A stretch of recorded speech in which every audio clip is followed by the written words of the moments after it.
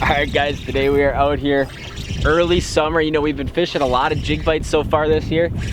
We have finally seen fish move out to some of the secondary stuff, and we are having a blast doing one of my favorite things. That's catching walleyes on slip bobbers. Alright guys, we're doing one of my absolute favorite things today. We're catching walleyes on slip bobbers. This guy's watching. Get a shot of this guy.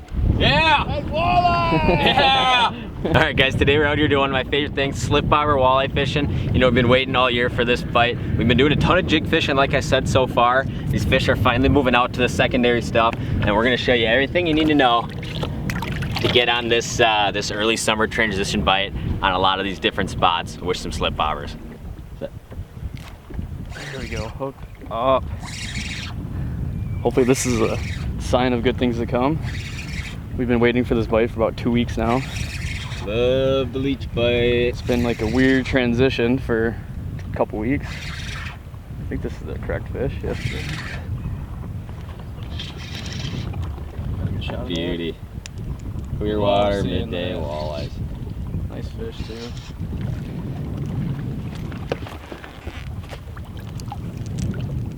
This leech bite is super fun, and hopefully this is a sign to come in the next few weeks. It's gonna get really awesome. Fun. I don't know. Alright, let this bad boy go. Right, Tom? You got that? Yep. Alright guys, so there's two different ways that I like to use slip bobbers. One's power slip bobbering. That's kind of the cooler way to fish. Kind of like the craziest way to fish, where you're basically driving around looking on your sonar for the fish. When you see me dropping the prop wash, float away, catch a fish. I was doing that in Mille Lacs the other day. Oh, bobber down.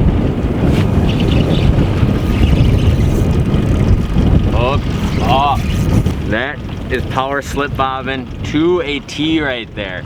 Saw those fish, dropped back to them. We're gonna tell you everything you need to know, but didn't get the video. So anyways, right now in the Hayward area, we're not quite to that stage yet. To do that power slip bobber, you need fish to be a little bit deeper so you can mark them on your graph. You know, this time of year, it's still early June now. We don't have fish real deep, so I'm not gonna try to drive over fish in 10, 12 feet of water and see them on my sonar and then fish, because those fish are gonna be much tighter to the bottom. The deeper the water fish are in, the higher they'll tend to sit off bottom typically. So this time of year, we're picking good spots. We're fishing both weed edges and a lot of rock. A lot of rock kind of in that, I would say 8 to 15 foot range, and we're kind of looking for the best spot on the spot, right? We're dropping waypoints and then coming back later. We're spot locking upwind and throwing our slip bobbers back to them, and we're not just sitting here and letting our slip bobbers soak in the same spot over and over. This is called combat slip bobbering. This is you're constantly reeling stuff in, casting it out, doing different angles, letting the bait drift different ways, covering a ton of water with a slip bobber kind of in the same area. You know, I don't think we're gonna throw our leech in front of a whole lot of fish today that aren't gonna bite, so it's not so much of an issue as you know, just waiting for that fish to bite, right? We got a nice beautiful clear day out here, and they're still gonna choke that leech down. So we're gonna constantly keep casting these slip bobbers out all over the place. I'm rigging up 4, 6, 7, 8 rods, however many I can fish in a spot basically, and covering a ton of water in this little area with a slip bobber. All right guys, we're hooked up, another fish on. And running this slip bobber pattern, it's super, super fun. You know, I fish walleyes a million different ways, but for some reason, it just never ever gets old catching them on a slip bobber. Not a big one here, nice northern Wisconsin eater, but we'll take them like that all day. Gin clear water, and it's just a cool way to fish for sure, you know, watching the bobber go down. Super simple to do. So now we're gonna go into some of the specifics on basically how you wanna set. You know, we already talked about the rigging, so now we're gonna talk a little bit about basically where you wanna set your slip bobber, how you wanna position your boat on stuff, and all that good stuff. All right, so now we're gonna talk about how you wanna set up on a spot, because that's very important to how you're gonna slip bobber it. You know, they always bite better when they slip bobber, typically when you got wind, because it makes everything move a little bit more, gives that leech a little bit of action. But anyways, yeah, so when you're setting up on a spot, you always wanna be upwind of the sweet spot on the spot, right? So you can either cast bobbers straight back and let them either move around and slide farther back, or straight back and sit there. Typically what I'll do, I'll take a couple and cast them straight back to the sweet spot. Then I'll have a couple of rods on each side of my boat that I'll kind of cast out sideways and leave them on a closed bail and kind of let them sweep down the side and end up in the back. And then as that bobber on the side kind of gets closer to the bobber in the back, I'll take the one that's in the back and cast it back out. So I'll just kind of like musical bobbers them through the spot and just kind of keep new baits running through there and stuff like that. So I always want to set up upwind of that sweet spot. Now when you're looking for the sweet spot, on some of these rock spots.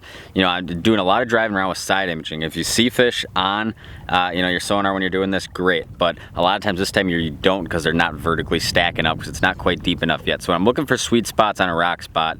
Like here's a picture. This whole top of this hump's kind of like rock, and you can see typically what I'll do, I'll drop waypoints kind of right along the top of this, and that's where I'm looking. On this kind of picture here, you know, I can see where the edge of this hump is real good. That's kind of what I'm looking for, so it's real easy to see where that rock is on top of this hump. And then on this picture here, you can see I'm kind of on a rock spine, and you can see I got much better rock off the left of me than I do on the right hand side of me. So typically what I'll do is I'll drop waypoints where that rock is the best like that, or where the top is, or stuff like that, and I'll do that with my side imaging. And then I'll just go back, spot lock upwind, and cast right back to them. Now when you're setting your slip bobber, a lot of guys ask how deep do you put it down. In clear water, I like setting up high.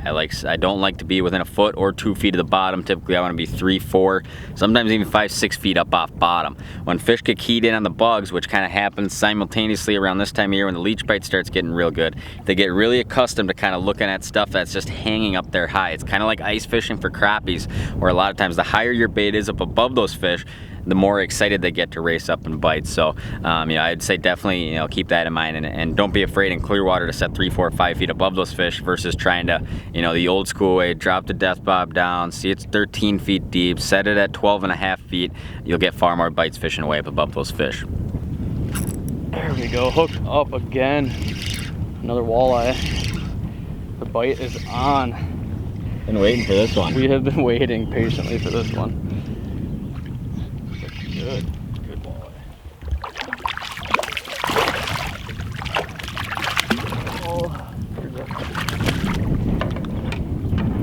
Actually just about to pack up to move.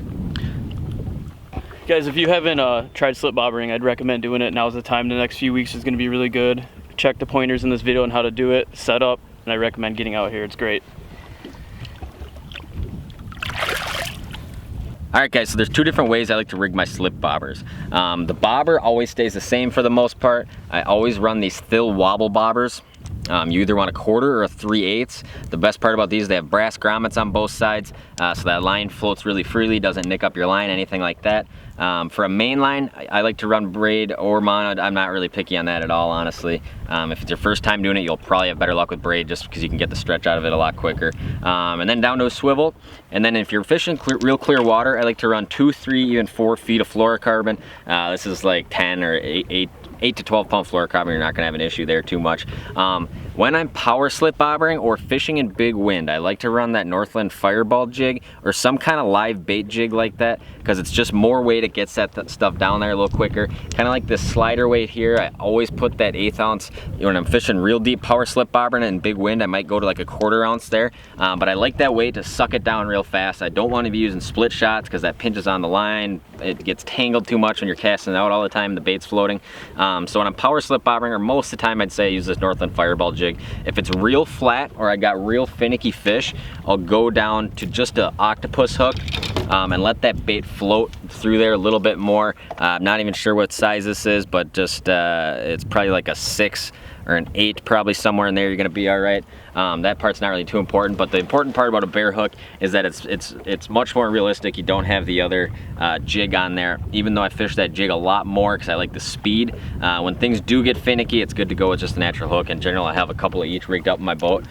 So that's the way I like to rig up. You know, I think most guys are putting the split shots on their line and stuff like that. When I'm doing this, it's much more an aggressive style of slip bobber fishing. I might be making really far casts, dropping stuff really fast. I'm moving stuff around a ton, so that's why I like more weight, and that's why I like this setup overall. Very efficient way to fish.